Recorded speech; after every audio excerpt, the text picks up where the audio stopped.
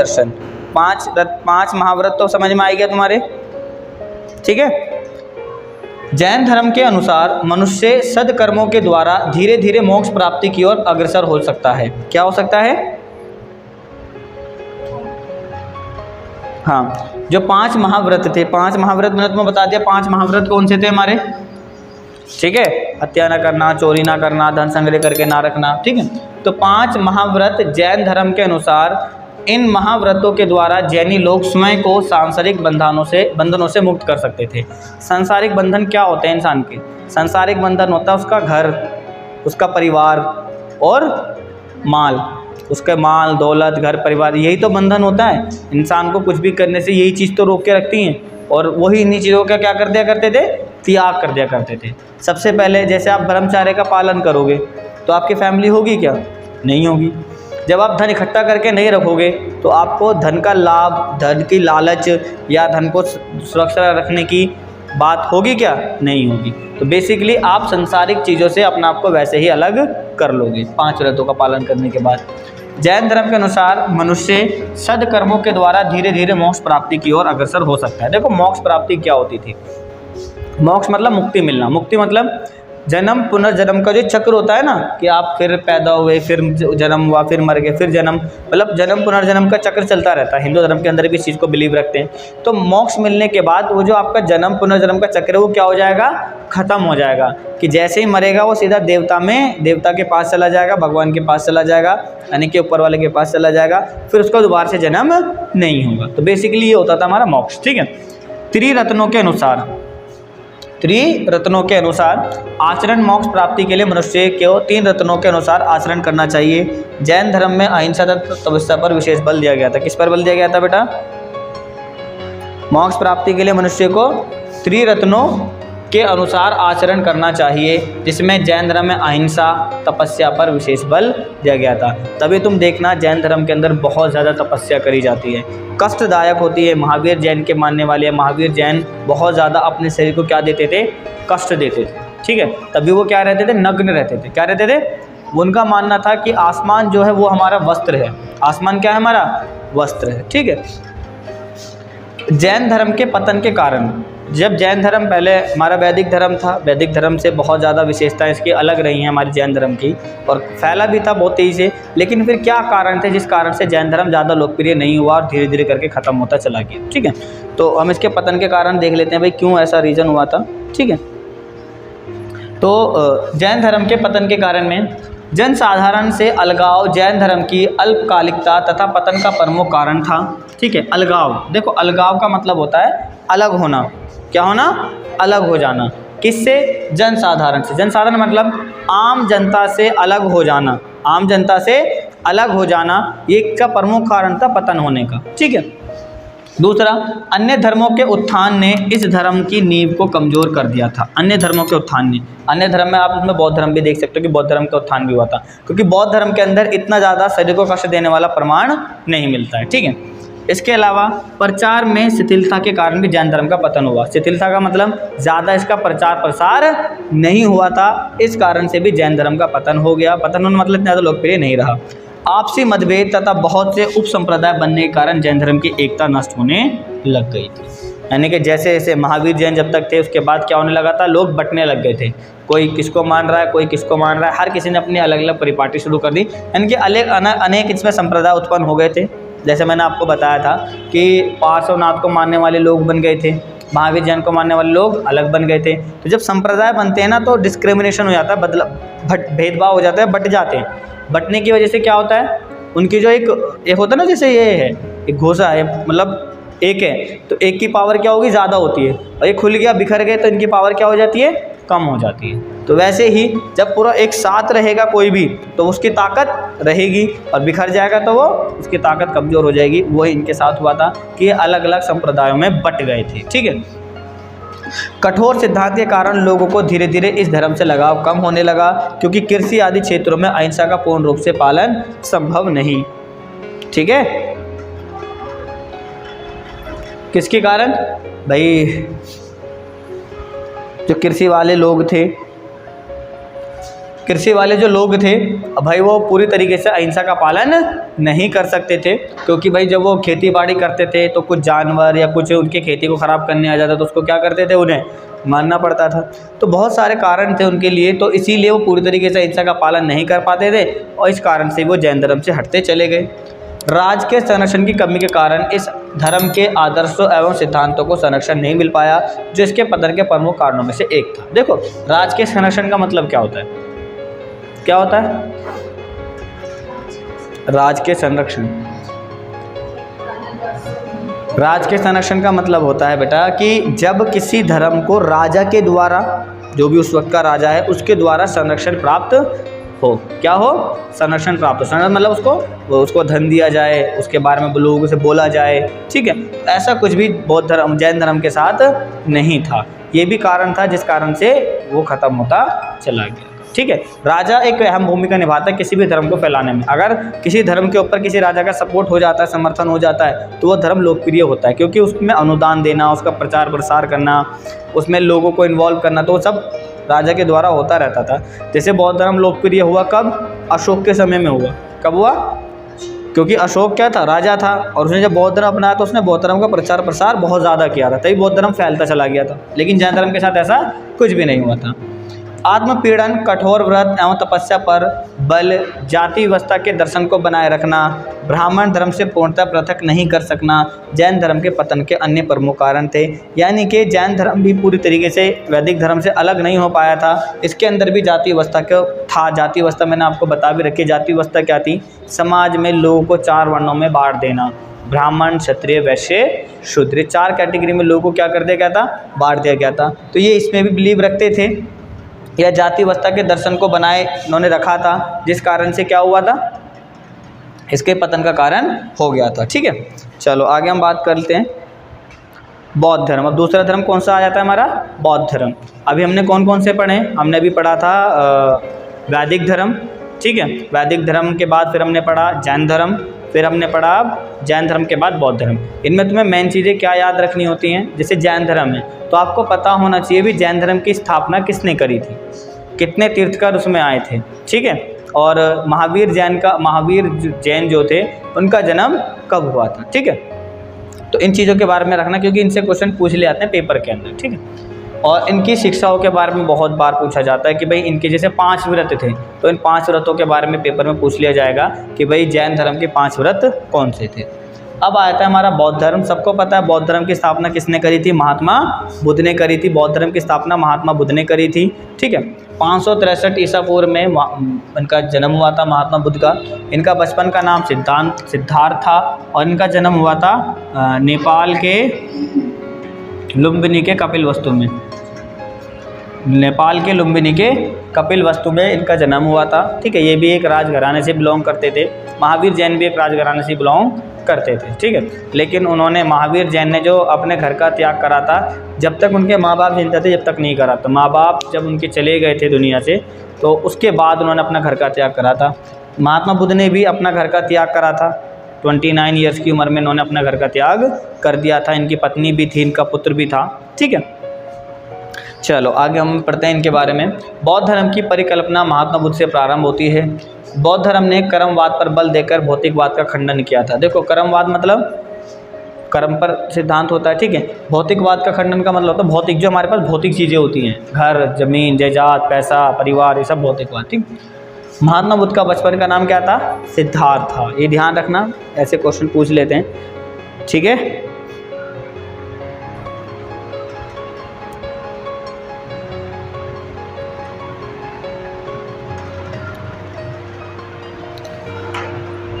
चलो आगे हम देख रहे थे सत्य की खोज में इन्होंने क्या करी थी बेटा? कठिन तपस्या करी थी। सत्य की खोज में इन्होंने कठिन तपस्या की, जिससे इनकी स्थिति मरण सन्नत हो गई थी। मरण सन्नत का मतलब था, इनकी कहानी में अगर मैं आपको बताऊं, महात्मा बुद्ध का जब जन्म हुआ था तो जैसे कहते हैं ना कि माथे पर लकीर देख के, क्योंकि पहले जो ऋषि मुनि टाइप के लोग थे, बहुत ही ज्ञानी टाइप के लोग होते थे, वो देख के बता दिया करते थे। तो जैसे महात्मा बुद्ध, जैसे मैंने आपको बताया कि एक राजघराने या राज परिवार से इनका संबंध था, तो जब इनका जन्म हुआ था ना, तो इनके बारे में जब भी भविष्यवाणी हो गई थी, ये बड़े ज्ञानी बनेंगे। क्या बनेंगे? ज्ञानी बनेंगे। अब इनके फादर जो थे वो बेचारे परेशान कि अगर ये ऋषि बन जाएंगे, ज्ञानी बन जाएंगे, घर का त्याग कर देंगे तो फिर कैसे चलेगा, तेरा राजपाट कौन संभालेगा। उन्होंने अपने मंत्रीगणों के सामने ये बात रखी। जब उन्होंने मंत्रीगणों के सामने अपनी ये बात रखी तो एक मंत्री ने उनको सलाह दी कि इनको दुनियावी चीज़ों से बिल्कुल अलग रख दिया जाए, ना तो ये संसार में रहेंगे, दुनिया में की चीज़ों में मुफ्त लगेंगे, और ना ही इन्हें ऋषि मुनि या इन्हें जानकारी वानकारी के बारे में कुछ भी चीज़ें पता चलेंगी। तो उनको ये, उनके फादर को ये सुझाव अच्छा लगा, तो उन्होंने उनके लिए एक महल बनवा दिया, सारी सुख सुविधा उस महल के अंदर रख दी। महात्मा बुद्ध उसमें रहने लगे और वो पूरी मतलब लगभग जब तक वो बड़े नहीं हुए उस महल में रहते रहे। जब उनको अकेले अकेले बोर होने लगे तो फिर उनकी शादी करा दी गई थी, ठीक है। पर अब भाई कब तक आप किसी व्यक्ति को महल में कैद करके रख सकते हो, कभी ना कभी तो बाहर निकलने की इच्छा जाहिर करेगा। तो जब वो बड़े हो चुके थे महात्मा बुद्ध, शादी भी उनकी हो गई थी, जब उन्होंने अपने फादर से ज़िद करी कि मैं बाहर निकलना चाहता हूँ, तब उनके फादर रोक नहीं सकते थे। तो अब जब उन्हें बाहर निकलने की परमिशन मिली तो जो उनके फादर थे उन्होंने सारथी से बोला, सारथी बोलते हैं रथ चलाने वाले को, तो सारथी से बोला कि इनको वहाँ लेकर जाना, महल के या हमारा जो पूरा इलाका है उसमें वहाँ लेकर जाना जहाँ पर सिर्फ क्या हो, सुख और शांति हो। क्या हो, सुख शांति हो, वहीं पर लेके जाना, बाकी और जगह लेकर मत जाना। और वो जब रथ पे लेकर निकलते हैं तो उनको 4 लोग मिलते हैं। कितने लोग मिलते हैं उनको? 4 लोग। एक बूढ़ा व्यक्ति मिलता है, बूढ़ा व्यक्ति मिलता है। दूसरा कौन मिलता है? अंशिका। कौन मिलता है दूसरा उनको मिलते हैं बीमार। और तीसरा कौन मिलता है उनको? मृत व्यक्ति। और चौथा कौन मिलता है? सन्यासी। ठीक है। तो तीनों को देखते हैं तो उन्हें समझ नहीं आता कि ये बुढ़ापा क्या होता है, मौत क्या होती है, तकलीफ़ क्या होती है। ठीक है। तो अगर वो इन तीनों को देखते हैं, पर एक चौथा व्यक्ति ऐसा था जो ऋषि मुनि था, जिसके चेहरे पर अलग ही रौनक थी, जिसे कोई टेंशन ही नहीं थी, तो इन्होंने किसकी तरह बनने की कोशिश करी? चौथे व्यक्ति की। उन्हें नहीं पता था कि जीवन क्या है, दुख क्या है, तकलीफ़ क्या है, क्या परेशानियां हैं, जवानी क्या है, बचपना क्या है, मरना क्या है, ये कुछ भी उनको ज्ञान नहीं था। लेकिन जब वो एक बार भ्रमण करने के लिए निकले अपने महल में और महल के बाहर, तो उन्होंने जो इन लोगों को देखा उसके बाद अब उनके मन में क्वेश्चन उठने लगे। अब उन क्वेश्चनों को हल करने के लिए क्या करा उन्होंने? अपने घर का त्याग कर दिया था और घर का त्याग करके वो जंगलों में निकल गए थे इसी जीवन की खोज के लिए कि जीवन है क्या, जीवन है क्या। ठीक है।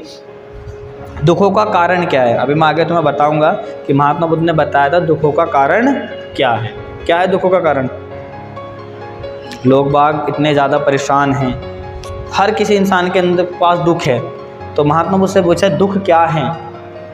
तो महात्मा बुद्ध ने कहा कि दुख इंसान के अंदर निहित हैं, इंसान के अंदर निहित हैं। यानी कि जब तक इंसान रहेगा जब तक दुख रहेंगे, जब तक दुख रहेंगे। और दुखों का कारण क्या है? दुखों का कारण क्या है? महात्मा बुद्ध ने बताया दुखों का कारण है इंसान की इच्छा। क्या है इंसान की इच्छा? कि जब उसकी इच्छा पूरी नहीं होती तो उसे क्या होता है? दुख होता है। जैसे आजकल हमारे नौजवान हैं, मुझे ये चीज़ चाहिए, नहीं मिली तो क्या है? नहीं मिली तो क्या होगा? दुख होगा। और मुझे ये चाहिए, मुझे कार चाहिए, बंगला चाहिए, गाड़ी चाहिए, मैं तो इससे शादी करूँगा, तो जब नहीं मिला तो क्या होता है? दुख। और आज हमारे ज़्यादातर बच्चे, ज़्यादातर स्टूडेंट ये चीज़ों में लगे पड़े हैं, जब नहीं मिलता तो उन्हें क्या होता है? दुख। तो दुखों का सिंपल सा कारण क्या है? इंसान की इच्छा। अगर आप अपनी इच्छा पे कंट्रोल कर लोगे तो आप 90% दुखों से मुक्ति पा लोगे। ठीक है। महात्मा बुद्ध ने इसका रास्ता भी बताया था कि आप अपनी इच्छा को कंट्रोल कैसे कर सकते हैं, उसके बाद में बताऊँगा तुम्हें। ठीक है। चलो, तो सत्य की खोज में इन्होंने कठिन तपस्या की। जैसे मैंने बताया कि इन्होंने घर से निकल गए थे अब ये, और घर से निकलने के लिए कि जीवन है क्या, सत्य क्या है, इसकी खोज में इन्होंने अपना सबसे पहले इन्होंने क्या करना शुरू करा? अपने शरीर को कष्ट देना शुरू करा और खाना पीना छोड़ दिया। क्या कर दिया? खाना पीना छोड़ दिया। और खाना पीना छोड़ने की वजह से अब क्या हो गया इनकी हालत? बहुत ही ज़्यादा मरण उत्पन्न। मरण सन्नत का मतलब ये ज़्यादा दिन तो और रुकते तो अल्लाह को प्यारे हो जाते। ठीक है। तो इसलिए फिर इन्होंने क्या करा? उस चीज़ को बदला।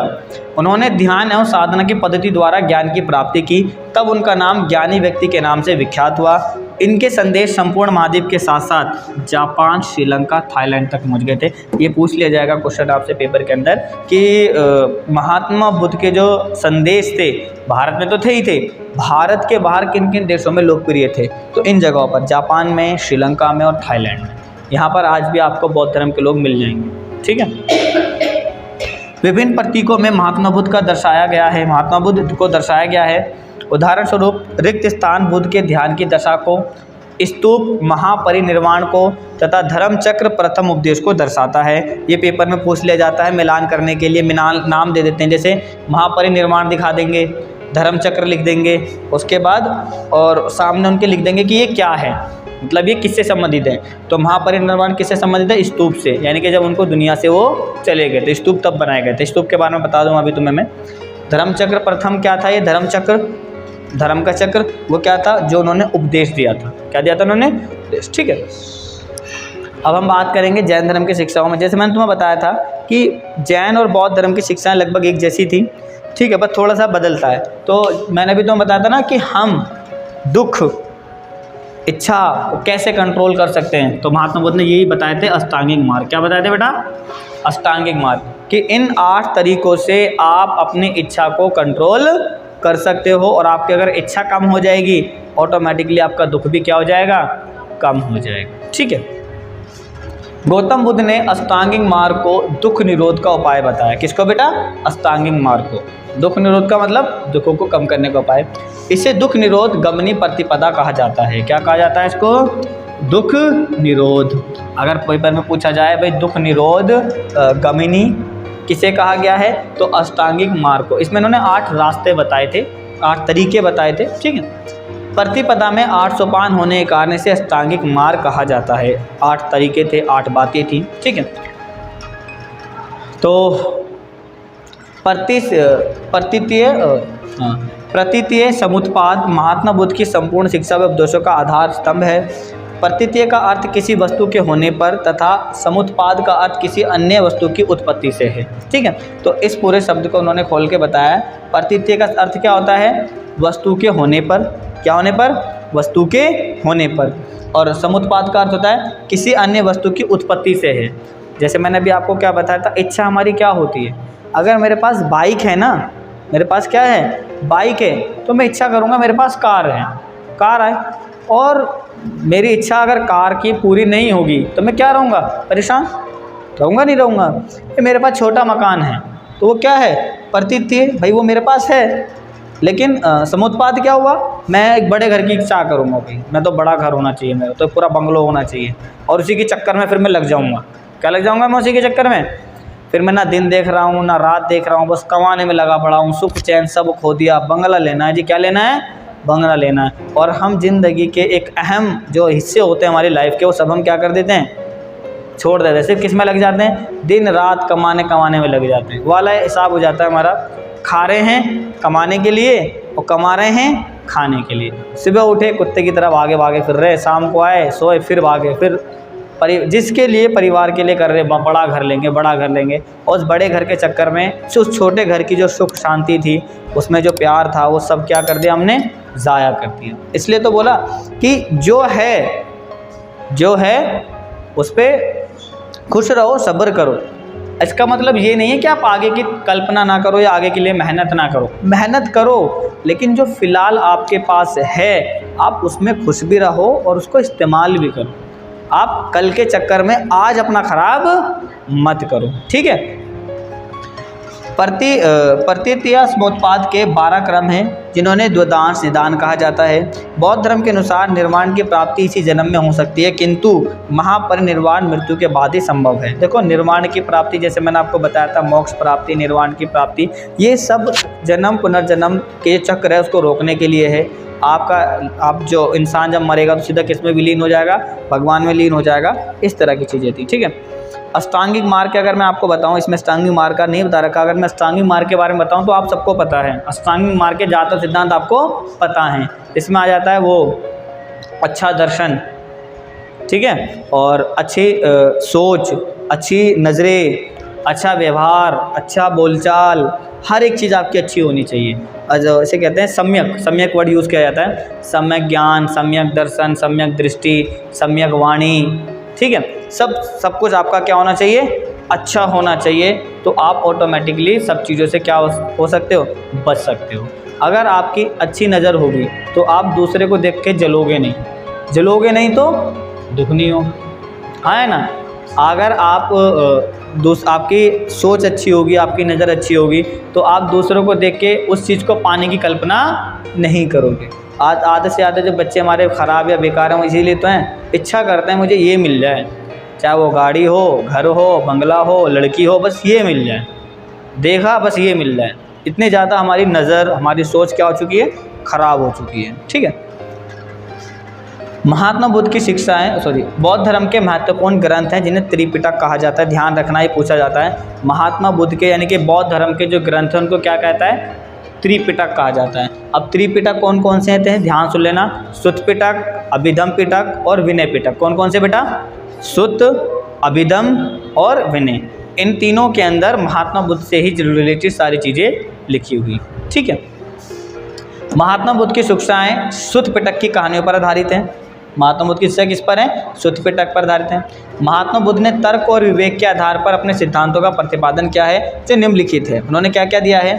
महात्मा बुद्ध के अनुसार विश्व में कुछ भी स्थायी अथवा शाश्वत नहीं है। महात्मा बुद्ध ने कहा दुनिया में जो भी चीज़ है, कुछ भी हो, ये मोबाइल हो, कैमरा हो, इंसान हो, घर हो, ज़मीन, कुछ भी हो, कब शाश्वत नहीं है। शाश्वत मतलब हमेशा नहीं है, ख़त्म होकर रहेगी। क्या होकर रहेगी बेटा, ख़त्म होकर रहेगी, ख़त्म हो जाएगी, एक ना एक दिन ख़त्म हो जाएगी। आप जाके देखो, जो आज से 100 साल पहले महल, जो राजा महाराजाओं के महल बने हुए थे, बड़े शानदार थे, हैं क्या आज वो? नहीं, सब मिट्टी मिट्टी हो गए, सब खत्म हो गए। तो कुछ भी हमेशा नहीं रहता। ठीक है। मध्यम मार्ग के द्वारा मनुष्य दुखों से मुक्ति प्राप्त कर सकता है। व्यक्तिगत प्रयासों से सामाजिक परिवेश को बदला जा सकता है। व्यक्तिगत परिवेश का मतलब देखो, ज़्यादातर चीज़ों में बताया गया है कि अगर आप समाज में बदलाव चाहते हो तो आपको खुद क्या करना पड़ेगा, व्यक्तिगत का मतलब पर्सनली ही मेहनत करनी पड़ेगी। पर्सनली मेहनत करनी पड़ेगी। अगर आप चाहते हो हमारा समाज में लोग गुटखा कम खाएं, गुटखा कम खाएं, आप खाना कम करो, आप मत खाया करो, तो लोग आपको देखकर थोड़ा सा कम होंगे। लेकिन अगर आप खुद भी खा रहे हो और आप और लोगों से कहो मत खाओ, तो कोई रुक जाएगा क्या? नहीं रुकेगा। तो व्यक्तिगत से ही बदलाव शुरू होता है। अगर मैं बोलूं, जैसे हमारे समाज में बुराइयां थी कि भाई लड़कियों को पढ़ने नहीं दिया जाता था, और मैं चाहता हूं समाज में बदलाव करना कि भाई लड़कियों को पढ़ने लिखने दिया जाए, तो मैं मंच पे खड़ा होकर बोलने से बेहतर है पहले मैं ये रूल अपने घर में लागू करूं कि अपने घर की जो लड़कियां हैं उनको पढ़ाऊं, जिससे कि और लोगों को भी मौका मिले। यानी कि व्यक्तिगत प्रयास से समाज में बदलाव लाया जा सकता है। ठीक है। बुद्ध के अनुयायी, ये बहुत चीज़ें पूछ लेते हैं। ठीक है। महात्मा बुद्ध के व्यवहारिक ज्ञान को अनेक शिष्यों आनंद और अपाली ने ग्रंथों में संकलित किया था। ठीक है। ये पूछ लेते हैं कि कौन कौन से उनके वो थे अनुयायी। ठीक है। तो कौन कौन से थे बुद्ध के अनुयायियों में, कौन कौन से थे उनके शिष्य? आनंद और अपाली ने। ठीक है। महात्मा बुद्ध की उपमाता महाप्रजापति गौतमी। देखो, महात्मा बुद्ध की ना 2 माँ थी। 2 माँ का मतलब जो इनको जन्म देने वाली थी उनकी कुछ समय बाद ही देहांत हो गया था, तो इनका जो लालन पालन करा था वो महाप्रजापति गौतमी ने करा था। और जन्म किसने दिया था? चलिए आप मुझे कमेंट में बताना कि इनको जन्म किसने दिया था? महामाया देवी ने। ठीक है। महाप्रजापति गौतमी ने लालन पालन करा था और महामाया देवी ने क्या करा था इनका, महामाया देवी ने इनका जन्म को दिया था। ठीक है। तो पहली महिला ही थी ये भी। ठीक है। गौतमी संघ में प्रवेश होने वाली पहली महिला थी। ये भी पूछ लिया जाता है कि पहली महिला वो कौन थी जो महात्मा बुद्ध के संघ में शामिल हुई थी। तो कौन थी? उनकी माता थी। ठीक है। महाप्रजापति गौतमी थी। महात्मा बुद्ध के अनुयायियों में समाज के कई वर्गों के लोग, जैसे राजा, गृहपति, दास, सामान्य जन, कर्मकार, शिल्प आदि सब लोग क्या थे इसमें शामिल थे। ठीक है। इन्होंने उस जाति जो था ना वर्ण व्यवस्था, उसको ज़्यादा बिलीव नहीं किया था। सब लोग इनके साथ क्या थे, शामिल थे, सबके साथ एक जैसा व्यवहार करते, किसी के साथ भेदभाव नहीं करते थे। महात्मा बुद्ध की मृत्यु के पश्चात भी ये धर्म तेजी से विस्तृत हुआ था। ठीक है। तो बौद्ध धर्म बहुत ज़्यादा फैला था, चाहे वो उस पर आप राज्य के संरक्षण भी कह सकते हो, या इसकी जो शिक्षा थी वो जैन धर्म से थोड़ी सी अलग थी। ठीक है। ज़्यादा इस पर कठोर तपस्या नहीं थी, इस कारण से ये फैलता चला गया था। ठीक है। बौद्ध धर्म में परिवर्तन क्या हुआ था? आगे चलकर देखो, जैन धर्म में भी परिवर्तन हुआ था। जैन धर्म का भी मैं आपको बता दूं साथ साथ में भी कि जैन धर्म के अंदर भी क्या हुआ था बेटा, परिवर्तन हुआ था। क्या परिवर्तन हुआ था जैन धर्म के अंदर? अभी बौद्ध धर्म का नहीं बता रहा हूँ, किसका बता रहा हूँ मैं अभी? जैन धर्म का। जैन धर्म में क्या परिवर्तन हुआ था? जैन धर्म आगे चलकर दो भागों में बढ़ गया था, श्वेतांबर और दिगंबर। किस में बढ़ गया था बेटा? श्वेतांबर और दिगंबर। श्वेतांबर कौन थे? देखो श्वेत मतलब सफ़ेद, तो ये सफ़ेद कपड़े पहनने वाले होते थे, पार्श्वनाथ को मानते थे, तो ये श्वेतांबर हो गए थे। दिगंबर कौन थे? महावीर जैन को फॉलो करते थे, नग्न रहते थे, वस्त्रहीन रहते थे, वो महावीर जैन को मानने वाले हो गए थे। ठीक है, तो इस प्रकार से बौद्ध जैन धर्म आगे चलकर दो भागों में बढ़ गया था। इसी प्रकार से बौद्ध धर्म भी आगे चलकर दो भागों में बट गया था। ज़्यादातर धर्म जैसे जैसे समय आगे बढ़ता है अलग अलग संप्रदाय में बढ़ता चला जाता है। ठीक है, चलो, तो महात्मा बुद्ध के जो अनुयायी थे वो क्या हुआ था? बौद्ध धर्म में परिवर्तन हुआ था और दो भागों में बढ़ गए थे, हीनयान एवं थेरवाद। हीनयान थे, अनुयायियों ने बौद्ध के बताए गए सिद्धांतों को बिना किसी परिवर्तन के अपनाया था। हीनयान के अनुसार महात्मा बुद्ध ने व्यक्तिगत प्रयासों से निर्वाण की प्राप्ति की थी। ठीक है, तो हीनयान वो थे जो महात्मा बुद्ध के पुराने तरीके को मानने वाले थे, वो हीनयान थे। कौन थे वो? हीनयान थे। उसके अलावा महायान कौन थे? इस मत के अनुयायियों में बौद्ध और बौद्धिस्ट की मूर्तियों की पूजा एक महत्वपूर्ण अंग बन गई थी। महायान ये दूसरे वाले थे, यानी कि जो पुराने तरीके को बौद्ध धर्म को फॉलो करते थे वो हीनयान, और जो नए तरीके वाले थे महायान। हीनयान जो थे वो महात्मा बुद्ध की मूर्ति नहीं बनाते थे, बल्कि वो महात्मा बुद्ध के जो रास्ते थे, जो उन्होंने शिक्षा दी थी, उनको फॉलो करते थे, और उनका मानना था कि व्यक्तिगत प्रयासों से हमें मोक्ष मिलेगा। लेकिन जो महायान थे ये क्या कहने लग गए थे? ये महात्मा बुद्ध की मूर्ति बनाने लग गए थे, ये महात्मा बुद्ध को मोक्ष देने वाला बताने लग गए थे। समझ में आया क्या परिवर्तन हुआ दोनों के अंदर, हीनयान और महायान? ठीक है, तो ये दो बौद्ध धर्म के अंदर आगे चलकर दो भागों में बौद्ध धर्म बढ़ गया था, हीनयान और महायान। ठीक है, बौद्ध धर्म का विस्तार। महात्मा बुद्ध के उपदेश केवल भारतीय उपमहाद्वीप में नहीं बल्कि मध्य एशिया होते हुए चीन, कोरिया, जापान तथा इंडोनेशिया तक फैल गए थे। बौद्ध धर्म का विस्तार के निम्न कारण थे, कई सारे कारण थे बौद्ध धर्म के विस्तार के। क्या क्या कारण थे ये लास्ट हम देख लेते हैं। ठीक है,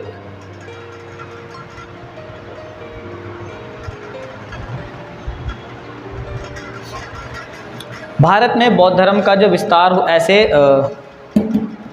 हो जा भाई,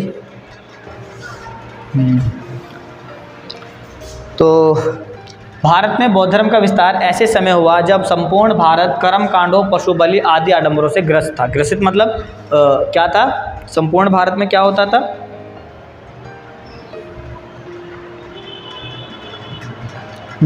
संपूर्ण भारत में कर्मकांड, कर्मकांड का मतलब क्या होता है? बड़े बड़े कर्मकांड करना, चढ़ावा चढ़ाना, अलग अलग प्रकार की क्रिया करना, ये कर्मकांड होते हैं। फिर देखा हो घुटनों के बल चल के जाना, आपकी मनोकामना पूरी होगी, भूखे रहना, आपकी मनोकामना पूरी होगी, ये करोगे तो ऐसा होगा, ये सारे कर्मकांड हो जाते हैं। ठीक है, पशु बलि, पशुओं की बलि देना, आडंबर यही चढ़ावा चढ़ाना, ये भोग चढ़ाना, ऐसा करना वैसा करना, ठीक है, ये सब आडंबर होते थे। ठीक है, उस वक्त में ये बौद्ध धर्म क्या हुआ था? फैला था। हिंदू धर्म ग्रंथ संस्कृत भाषा में लिखे गए जो जन सामान्य की समझ से परे थे। हिंदू धर्म के जो ग्रंथ थे वो किस में थे? संस्कृत भाषा में थे, लोग उनको समझ नहीं पाते थे। लेकिन बौद्ध धर्म तो बाद में फैला, तो इसमें जो इसके जो ग्रंथ थे किस भाषा में होंगे? भाई जो समाज के लोग जानते होंगे उसी भाषा में तो होंगे, तो इसलिए इसको पढ़ना और समझना आसान हो गया था। ठीक है, लोग भाषा यानी कि पाली भाषा में लिखे गए थे।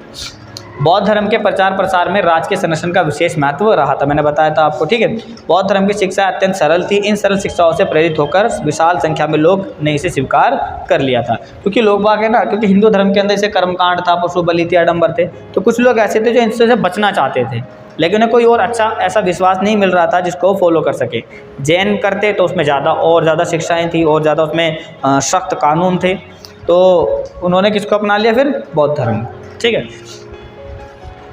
बौद्ध धर्म की शिक्षाएं, हाँ, तो ये सारे थे। बौद्ध धर्म को तुम्हें पता होगा doctor B are Ambedkar ji ने भी बौद्ध धर्म में अपना लिया था आगे चलकर। ठीक है, बौद्ध धर्म के पतन के क्या कारण थे? बौद्ध धर्म में समय के साथ अनेक बुराइयों का समावेश हुआ, जबकि इस समय में अन्य धर्मों में सुधार हुए थे। ठीक है, क्योंकि जब बदलाव होता है ना समाज के अंदर तो उसका सीधा सीधा इफेक्ट पड़ता है। जब अलग अलग संप्रदाय उत्पन्न होते हैं ना, एक ही धर्म में अलग अलग संप्रदाय हो जाते हैं, तो वो अपने संप्रदाय को अच्छा करने के लिए उसमें अपने पास से चीज़ें इंक्लूड कर देते हैं। और जब कोई भी संप्रदाय में इंक्लूड चीज़ें होती हैं वहीं उसमें क्या उत्पन्न हो जाती हैं? बुराई। ठीक है, तो बौद्ध धर्म के अंदर समय के अनुसार क्या होने लगी थी? बुराइयाँ उत्पन्न होती चली गई थी, जबकि और धर्मों में क्या होना शुरू हो गया था? सुधार। ठीक है, अब हम इसमें आगे हिंदू धर्म के बारे में पढ़ेंगे कि पहले वैदिक वाला हमने पढ़ा था, अब हम आगे इसके बाद बौद्ध के बाद हम पढ़ेंगे हिंदू धर्म के बारे में कि क्या क्या सुधार हुए थे। पुराने वैदिक धर्म में और आज के हिंदू धर्म में क्या क्या परिवर्तन था, क्या क्या हुआ, क्या बदलाव हुआ, वो सब हम इसमें आगे पढ़ेंगे। ठीक है, तो इस धर्म के पतन के निम्नलिखित कारण थे। भिक्षु भिक्षुणियों में भ्रष्टता इस धर्म के पतन का सबसे प्रमुख कारण था। भिक्षु और भिक्षुणियाँ कौन होती थी? भिक्षु और भिक्षुणियाँ होती थी कि जो भी बौद्ध संघ के अंदर रहा करती थी, एक जगह होता था मठ, उसमें वो रहा करते थे और रहने के बाद अपना घर वर को त्याग कर दिया, अपना जितना खाने पीने की जरूरत होती उतना मांगते थे उतना ग्रहण कर लिया करते थे। ये भिक्षु होते थे, भिक्षु और भिक्षुणी। भिक्षु पुरुष को कहते थे और भिक्षुणियाँ स्त्रियों को कहा जाती थी। ठीक है, लेकिन ये लोग क्या हो गए थे? भ्रष्ट। भ्रष्ट मतलब बस आ जाए माल आ जाए, हम क्या हो जाए? अमीर हो जाए। ठीक है, बौद्ध धर्म में विभिन्न संप्रदायों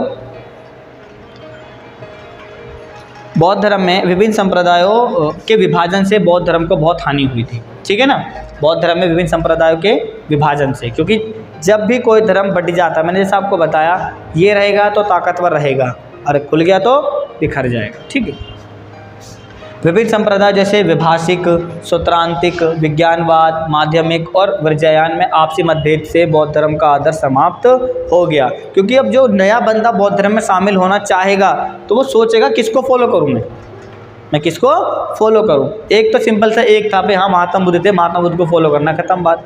लेकिन अगर आप बौद्ध धर्म में शामिल होना चाहोगे तो आपके सामने इतनी सारी चॉइसेस होंगी, वैभाषिक, सैद्धांतिक, विज्ञानवाद, माध्यमिक और वज्रयान।